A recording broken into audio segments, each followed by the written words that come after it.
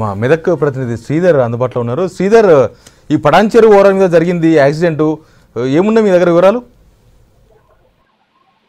వారిది సంగారెడ్డి జిల్లా పటాన్చెరు జిల్లాలోని పటాన్చెరు సమీపంలోని ఓఆర్ఆర్ వద్ద అయితే కంటోన్మెంట్ ఎమ్మెల్యే లాస్యా నందిత ప్రయాణించిన కారు డివైడర్ ని కొట్టి ఆమె అక్కడికిక్కడే తీవ్ర గాయాలు కావడంతో మృతి కూడా పోలీసులు ప్రాథమిక సమాచారం ఇస్తున్నారు. ప్రధానంగా ఈ కారులో డ్రైవర్ తో పాటు ఆమె ఉన్నట్టు చెప్తున్నారు, మరోవైపు పిఏ కూడా ఉన్నట్టు చెప్తున్నారు.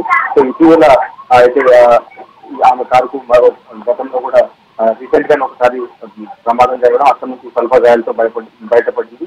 మరోసారి ఈ రోజు తెల్లవారుజామున అంటే ప్రధానంగా ఇది 6:30 టైంలో కూడా ఈ స్థానిక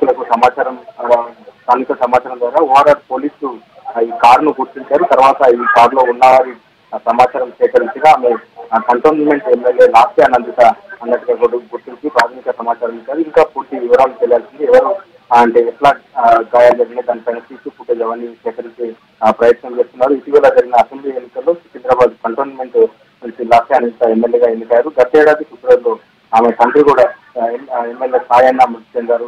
ఇటీవల నల్గొండ సభకు వెళ్లిన సమయంలో కూడా నందిత కారుకు ప్రమాదం జరగడం, అప్పుడు స్వల్పగాయంతో బయటపడింది. సో ఈ రోజు ఉదయం పటాన్చెరు ఓఆర్ఆర్పై జరిగిన ప్రమాదంలో లాస్యా నందిత మృతి చెందడంతో వారి కుటుంబంలో పాటు అటు నియోజకవర్గ ప్రజల్లో కావచ్చు, పార్టీ శ్రేణుల్లో కూడా తీవ్ర విషాదం నెలకొంది.